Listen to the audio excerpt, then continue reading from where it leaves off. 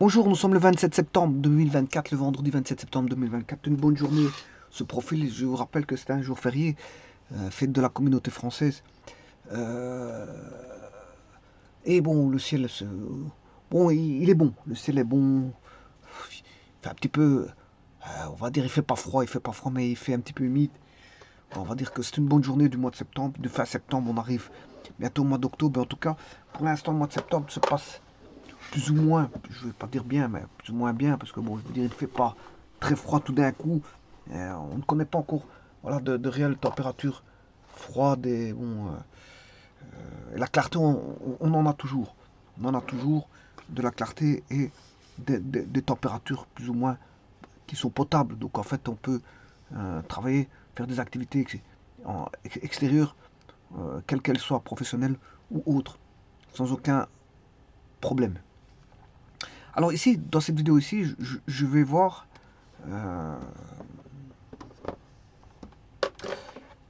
comment on appelle ça, une droite, une équation d'une droite, passant par un point. Donc un point donné, c'est ça que ça veut dire, hein, par un point. Euh, et deux vecteurs directeurs quelconques, hein, c'est un vecteur directeur quelconque, donné. Voilà, un vecteur directeur qui est un vecteur d'orientation, de direction, d'orientation, de direction. Elle donne la direction. Elle donne la direction.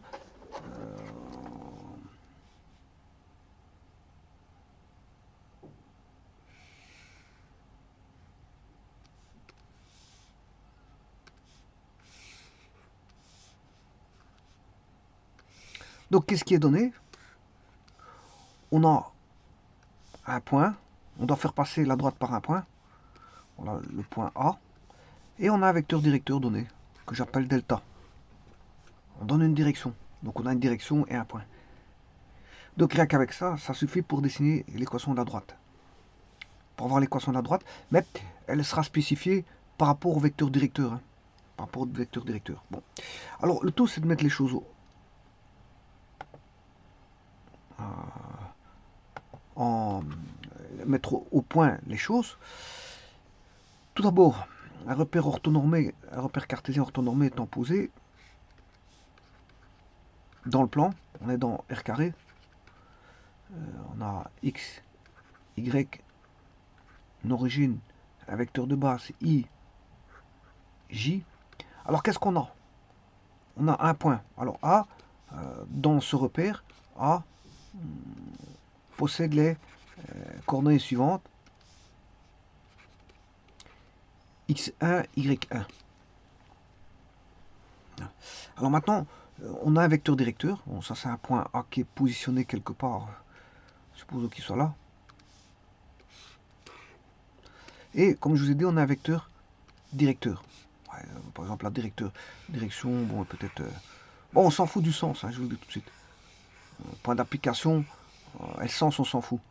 Disons que ce qui nous intéresse ici, c'est la direction. Il ne faut qu'une direction. Donc, le sens, qu'il soit par là ou par là, ça nous importe peu ici. Alors, il faut une direction.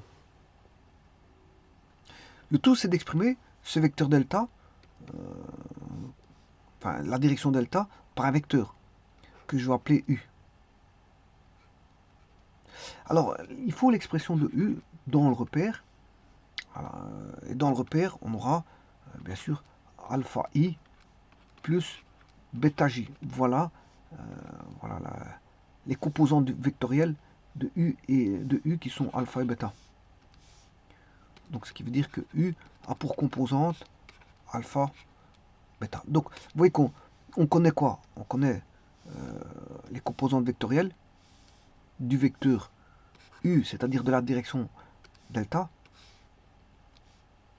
et on connaît un point. Et grâce à ça, on peut formaliser l'équation, je veux dire,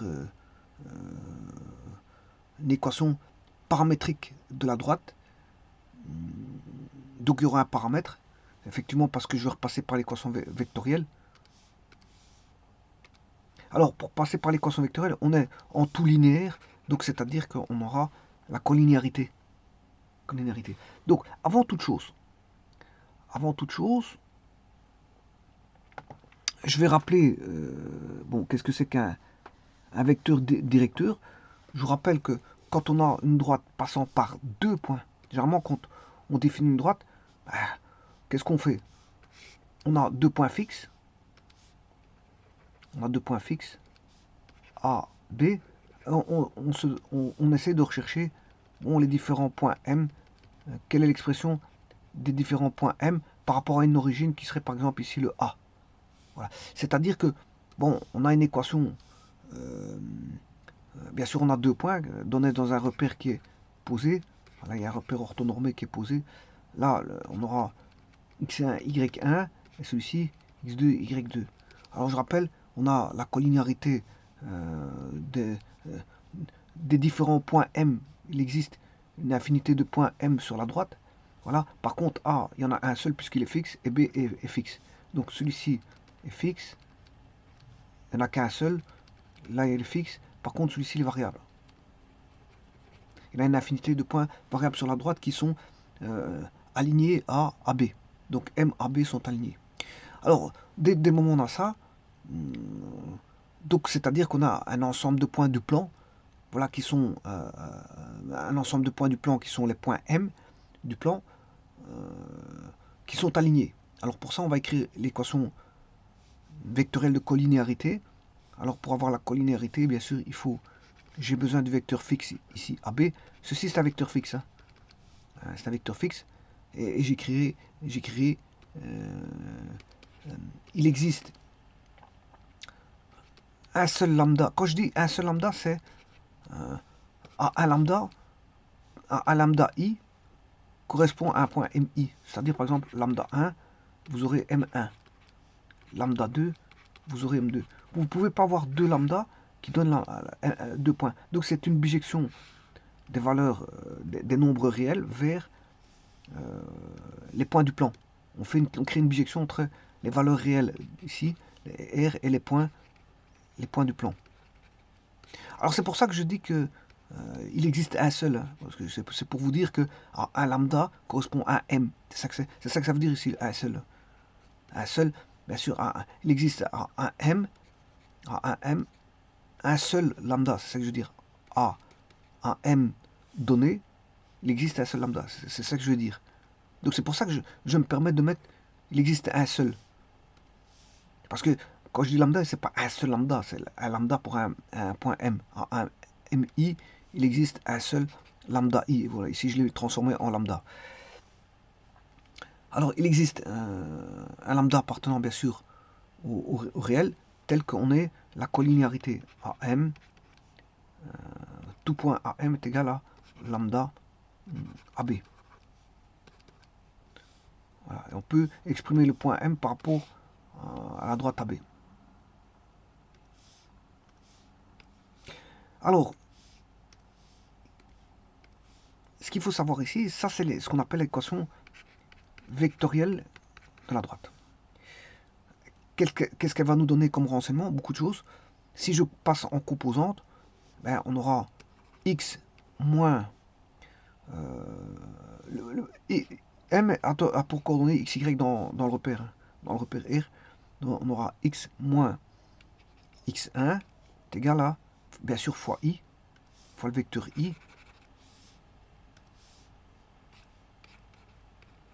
est égal à la lambda, et AB, sa composante, c'est b moins a, c'est-à-dire c'est x2 moins x1. I.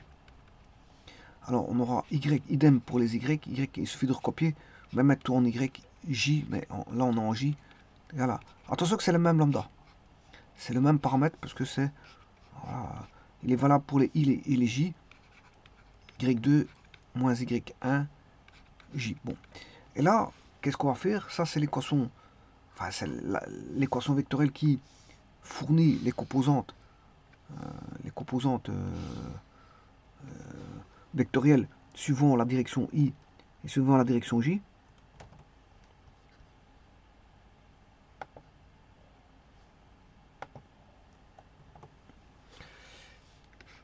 Et là, il y a quelque chose d'intéressant qui va apparaître.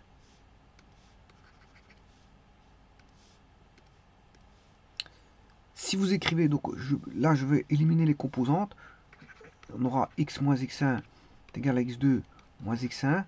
Voilà, j'ai enlevé les, voilà, le vectoriel de tout vectoriel. Donc maintenant je suis en scalaire. Ici on était en vectoriel, et ici je passe en scalaire parce que je ne tiens plus compte des vecteurs i et j. Donc on aura y moins y1 est égal à, bien sûr, est égal au paramètre lambda, lambda appartenant à R bien sûr. Voilà, et on a y2 moins y1 est égal à lambda. Donc je vais retirer le lambda ici par l'entremise d'un quotient.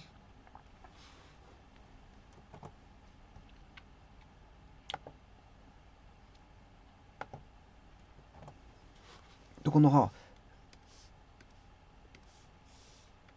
x2, x. Alors ça se fait simultanément, donc je mets une accolade. On aura x moins x1 sur x2 moins x1 est égal à y moins y1 sur y2 moins y1 qui se transforme en y moins y1. On met les y à gauche sur y2 moins y1 est égal à x moins x1 sur x2 moins x1. Ce qui veut dire que y moins y1 est égal à y2 moins y1 sur x2 moins x1 fois x moins x1. Voilà, ça c'est l'équation, vous reconnaissez l'équation d'une droite passant par deux points.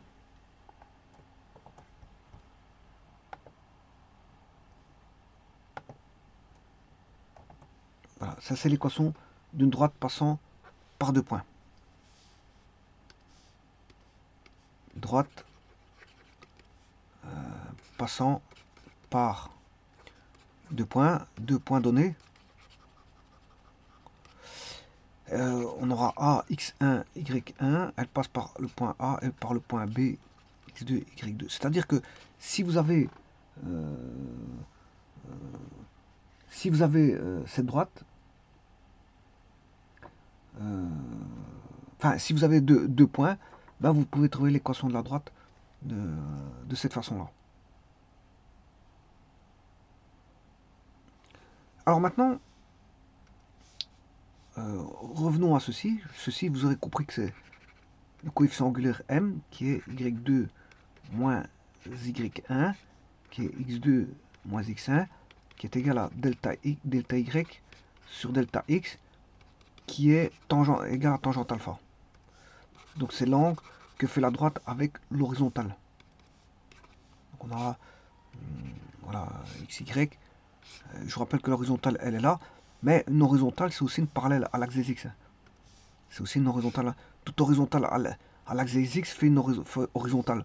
Donc on va retrouver l'angle ici. Surtout que d'autant plus que on sait que l'angle ne varie pas parce que comme tous les points sont alignés. Pourquoi les points sont alignés? Mais justement c'est parce que la direction ne varie pas, elle est toujours la même. La direction delta est toujours la même. On est toujours sur une même direction. C'est pas qu'on a un changement de direction. On n'a pas ça. On a toujours une direction qui est toujours la même. Et c'est ça qui fait la droite. C'est qu'on a une direction qui est toujours voilà, qui est toujours. On a toujours la même direction. On a toujours la même direction.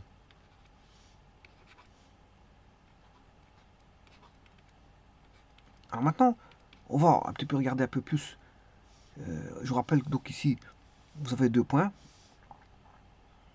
On va mettre un point A ici par exemple. Un point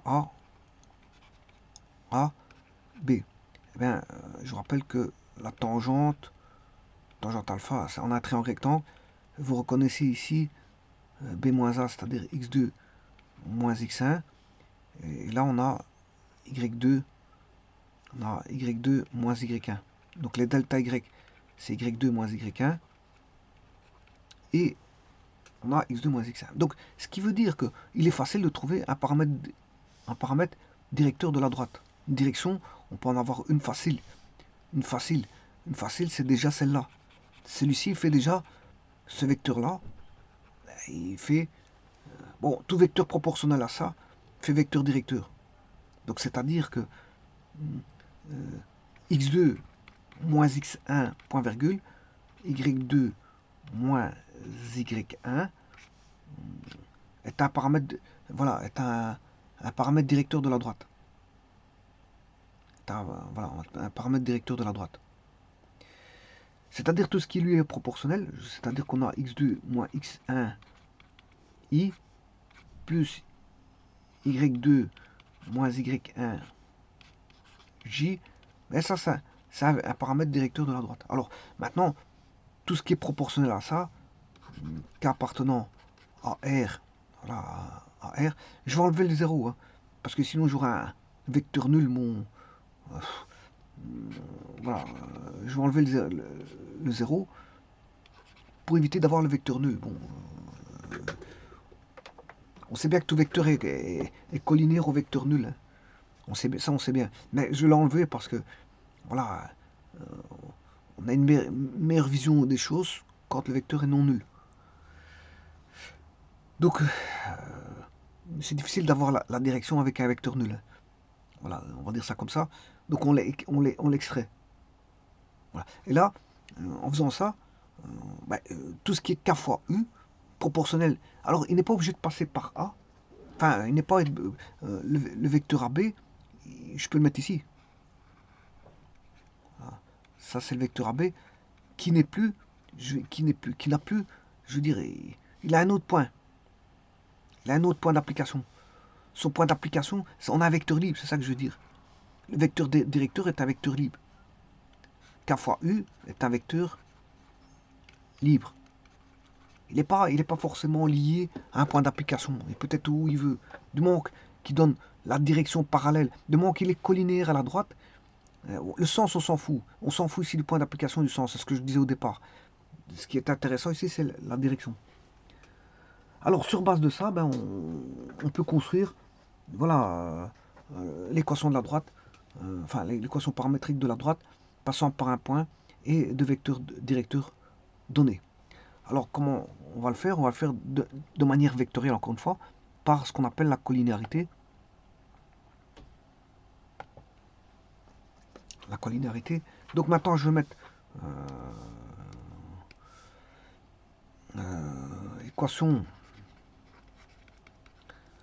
Alors, elle sera donnée de manière paramétrique, équation paramétrique de la droite passant par un point et de vecteurs directeurs direct. Alors, on a un système de, comme ça, on a une infinité de vecteurs, on a un système, voilà, de paramètres directeurs. On a un système de paramètres directeurs. Parce que, je vous rappelle que c'est k fois x1 moins x2. On a 1 fois k appartenant à R. On évitera le 0, donc j'enlève le 0. I plus k fois y1 moins y2 j. Alors, vous pouvez aussi écrire, c'est valable aussi, x2 moins x1 i plus k fois y2 moins y1 j, c'est valable aussi. C'est égal à k fois u. Alors, u n'est pas unitaire. Hein. U n'est pas unitaire. Je mettrai après unitaire. Mais ici, il n'est pas unitaire. Voilà, il n'est pas unitaire. Après, je le ferai unitaire. Après avoir vu les équations de la droite, je le mettrai unitaire. Je peux le mettre maintenant, mais bon, ça n'en a aucun intérêt. Ici, je suis en train de parler d'un système de paramètres directeurs, donc d'une infinité de vecteurs qui pourraient donner la direction. Il y a une infinité de une infinité. Attendez, ici c'est une infinité simple de vecteurs. Bon, peu importe le sens, hein, on s'en fout du sens. Ici j'ai une infinité simple, voilà, de vecteurs, voilà. Ceci, peu importe son point d'application. Non, attention. Ici, c'est une infinité simple. Une infinité simple. C'est vrai qu'il peut être positionné un peu n'importe où. Le point d'application, c'est vrai qu'il peut être mis n'importe où. Mais ce qui donne la direction, on s'en fout du sens et du point d'application. Au niveau des directions, on a une infinité simple de directions. De vecteurs, je m'excuse. Je m'excuse parce qu'on n'a qu'une seule direction. On n'a qu'une seule direction, c'est celle qui est parallèle à la droite. Ben, on a une infinité simple de vecteurs. On peut les mettre où on veut. On peut les mettre où on veut.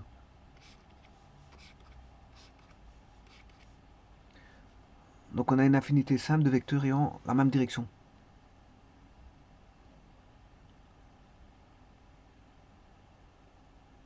Mais normalement, moi je crois que c'est une infinité...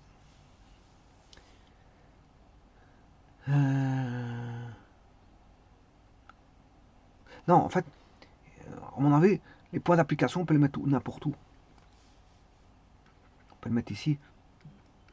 Donc on a une infinité double de double.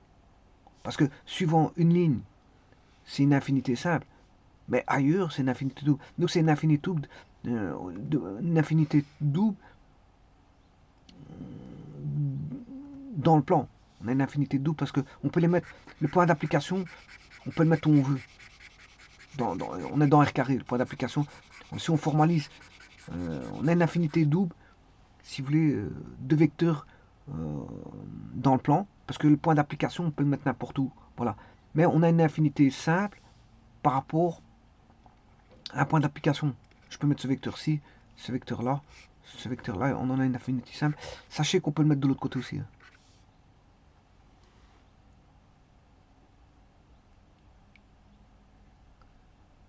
Donc c'est formalisé par un paramètre réel. Donc le point d'application, on peut le mettre où on veut. Voilà. Ce qui fait que le vecteur ici, il est libre dans tout plan. Simplement au niveau direction, mais la direction, il n'y en a qu'une seule qui va formaliser la direction de la droite, c'est celle qui est parallèle à la droite. On va dire ça comme ça.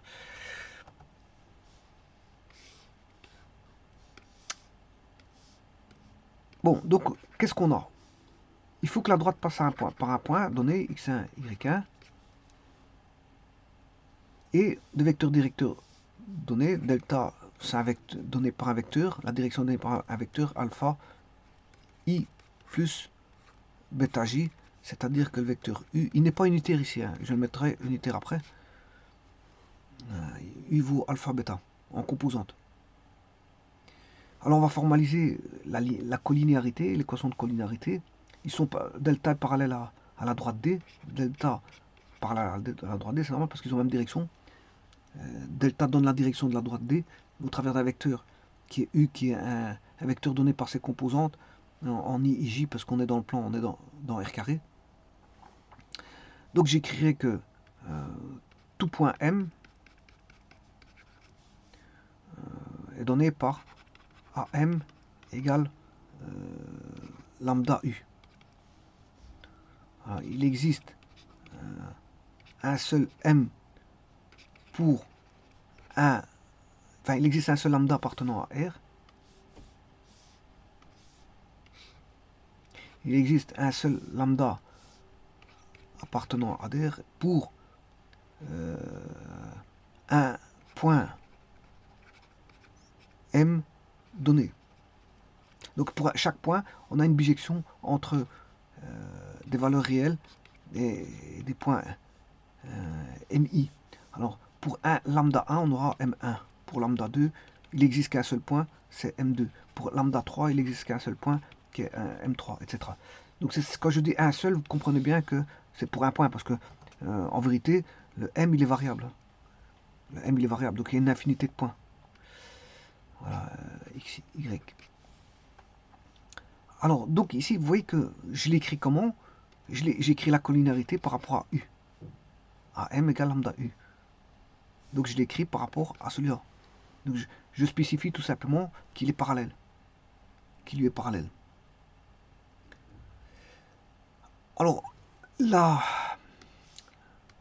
la magie, la magie des, comment on appelle ça, un repère étant posé, bien sûr, avec une origine O, X, Y, la magie des,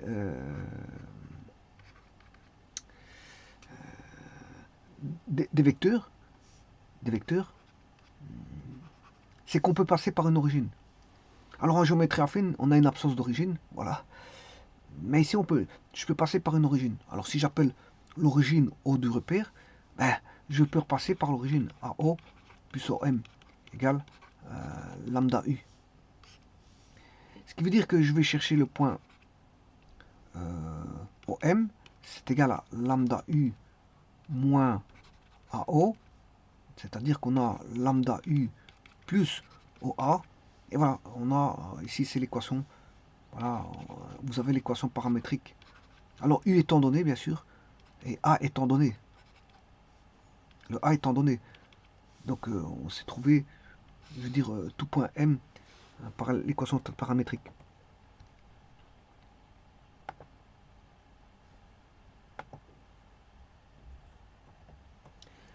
C'est-à-dire que OM a une coordonnée x et y variable. Donc c'est xi est égal à lambda alpha i plus OA c'est x1 fois i. Yj est égal à lambda lambda. Attention qu'ici je n'ai pas terminé. Si, j'ai terminé parce que voilà, bêta i. Alors u, je vous rappelle que c'est alpha i plus bêta j, et OA c'est un vecteur qui va être x1 xi x1i plus y1j, sachant que le point A c'est A pour coordonner x1 y1. Donc là on va mettre y1j, et là bien sûr c'est du j. Alors maintenant ça c'est simultané, je vais enlever, ça c'est du vectoriel. Maintenant je vais passer en scalaire. X est égal à lambda alpha plus x1, y est égal à lambda bêta plus y1. Et voilà, donc ça c'est ce qui généralise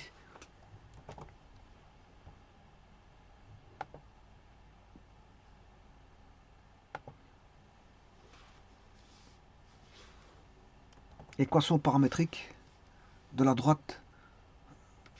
Le paramètre étant lambda, hein. Le paramètre ici c'est lambda. Bon, je pourrais éliminer le lambda. Donc on a, c'est l'équation paramétrique de la droite passant par un point qui ici c'est le point A, et deux vecteurs directeurs donnés. Et le vecteur directeur ici c'est U. On a le point, c'est quoi? C'est A, x1, y1, et le vecteur directeur U, c'est alpha i plus bêta j. Bon, et je pourrais écrire x moins x1 sur alpha est égal à y moins y1 sur bêta. Ça veut dire que ça c'est lambda. Je peux écrire que y moins y1 est égal à x moins x1. Il ne faut pas que je me trompe. Alpha sur bêta. Ben, il faut éviter d'avoir bêta égale 0. Sinon ça donne une droite particulière. Ça donne une droite particulière. Voilà. Alors, on va voir ça tout de suite.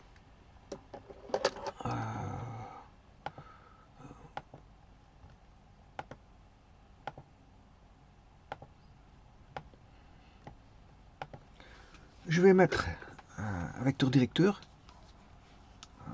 Par exemple, bon, je vais mettre un point. A.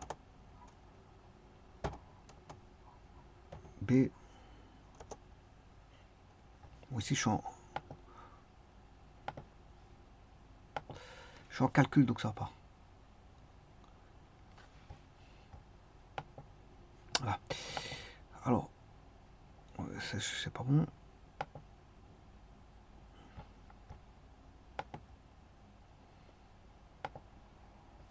Voilà. Alors, je disais que je vais mettre le A, le B. Je vais mettre une coordonnée A, virgule B. Voilà. Point A. Non, ça, c'est pas le point A. Ou alors, oui, ça, je vais mettre d'abord le point, et puis je vais mettre le vecteur directeur. Vecteur directeur, je vais donner par C, D. Voilà, qui me donne un point aussi, C, virgule D. Je formalise un vecteur, qui est le vecteur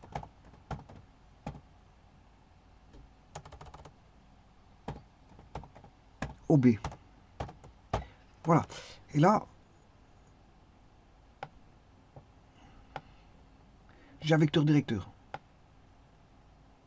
Bon, j'ai un point et un vecteur directeur.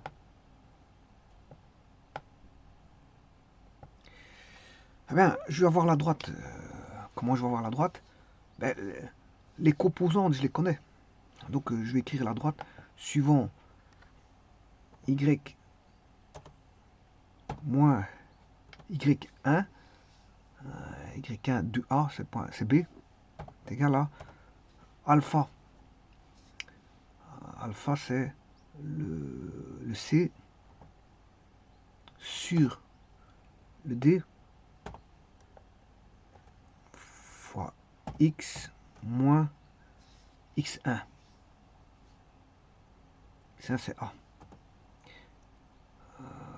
Bon, alors là, il lui est pas parallèle, puisque c'est alpha sur bêta.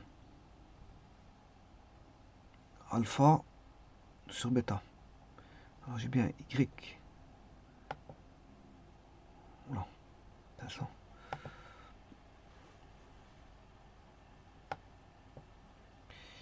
Alors j'ai fait une petite erreur quelque part, je vais la chercher. Y moins B. Y moins Y1. X moins X1, ça c'est bon. Coefficient angulaire.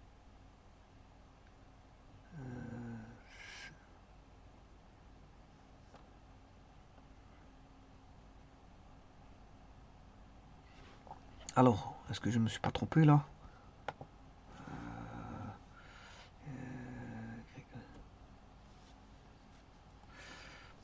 Je vais remettre ça ici. Donc, X moins X1 égale... ah ouais, oui, ici. Normalement, le premier sera sur alpha.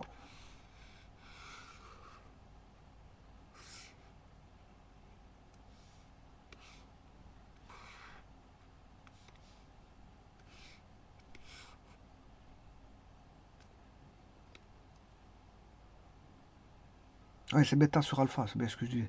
C'est bien ce que je disais tantôt, je me disais, ouais, est-ce que j'ai bien fait les choses? C'est bêta sur alpha, pas alpha sur bêta.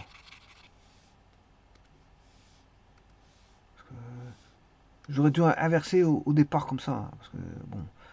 Et là, on voit que c'est bêta sur alpha. Voilà. Alors, on va les recorriger. Je me disais bien que c'était ça l'erreur, hein, mais bon. Parce que j'étais pas sûr de ce que j'avais fait tout à l'heure en inversion. C'est D sur C. Voilà. Et là, maintenant, donc le point A, je fais varier le point A.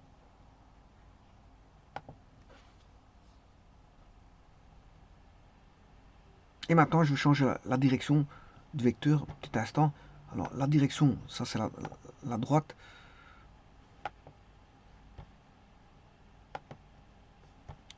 C'est la droite recherchée. Mettre en couleur rouge. Et le vecteur en couleur bleue.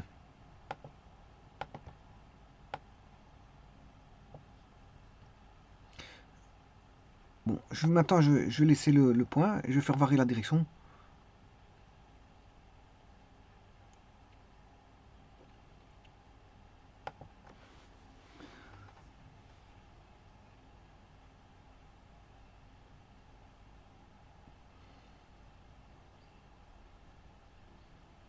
Donc ici, vous voyez bien que il peut donner toutes les directions dans le plan. Donc il y a 2 degrés de liberté, donc on a une infinité double de directions ici. Vous voyez que on a toutes les directions, voilà, qui sont données dans le plan. On a une infinité double de directions. Mais pour une parallèle à une droite, on a une infinité simple de directions. Parce que c'est celle qui est. On n'a qu'un seul paramètre lambda, donc on a une infinité simple de directions par rapport à la droite. Mais quand il parcourt comme ça, quand je fais le varier comme ça, le vecteur possède une infinité double de directions. Et une infinité double de points d'application. On peut le mettre où on veut. Mais ici, je travaille par rapport à l'origine O. Donc c'est pas un problème. Tout est lié à O ici.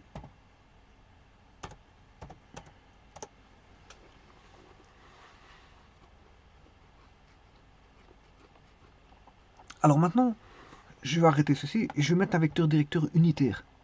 Alors je peux le faire par GeoGebra en automatique, mais bon, ici je vais le faire en manuel. Alors je vous rappelle que quand vous avez un vecteur U, U est égal à alpha plus bêta j, là il est non unitaire. Je vais le transformer en un vecteur unitaire, mais je vais prendre U, je vais le diviser par sa norme, la norme de U. C'est-à-dire que je prends alpha plus bêta, alpha I, attention qu'ici j'ai oublié un I, la somme de deux vecteurs donne un vecteur. Voilà. Alpha I plus bêta j divisé par la norme de U qui vaut alpha carré plus bêta carré, ce qui veut dire qu'on aura alpha racine carré de alpha carré plus bêta carré I plus bêta sur alpha carré plus bêta carré, voilà, J. Donc là j'ai un vecteur unitaire. J'ai U1. J'ai un vecteur unitaire U1. 1 pour dire qu'il est unitaire, c'est juste ça. Alors je pourrais mettre un vecteur unitaire en... ici je pourrais faire... vecteur unitaire. Objet, je vais prendre le vecteur OB. Alors OB c'est U. Voilà, vous voyez qu'il a tracé un petit vecteur unitaire. Hein. Il est là. Ça c'est un vecteur unitaire. Bon, je peux le tracer dans un cercle de rayon 1. X carré plus Y carré égale 1. Si vous voulez la preuve, c'est ça. Okay.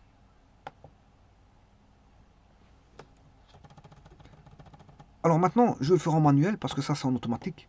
Bon, je vais revoir ici qu'est-ce que ça donne. Vous voyez que le vecteur unitaire il suit aussi. Hein.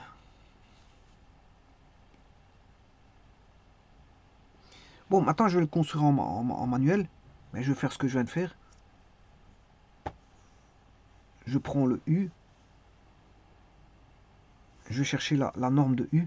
Alors la norme de U, vous savez très bien que c'est 4,3 au carré plus 1,5 au carré racine carrée. Mais moi je vais l'indiquer comme ceci, norme de U. Voilà. Et comme ça je l'ai directement. En fait ça correspond à SQRT de C carré plus D carré. Voilà.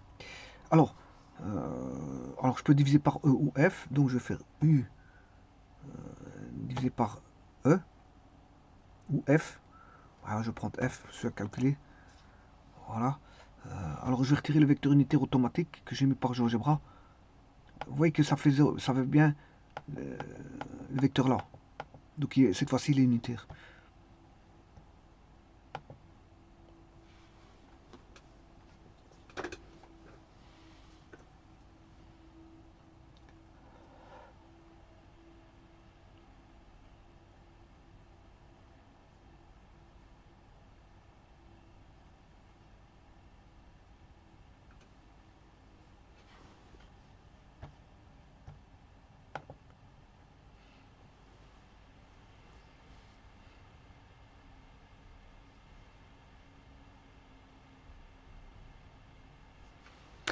Je vous remercie.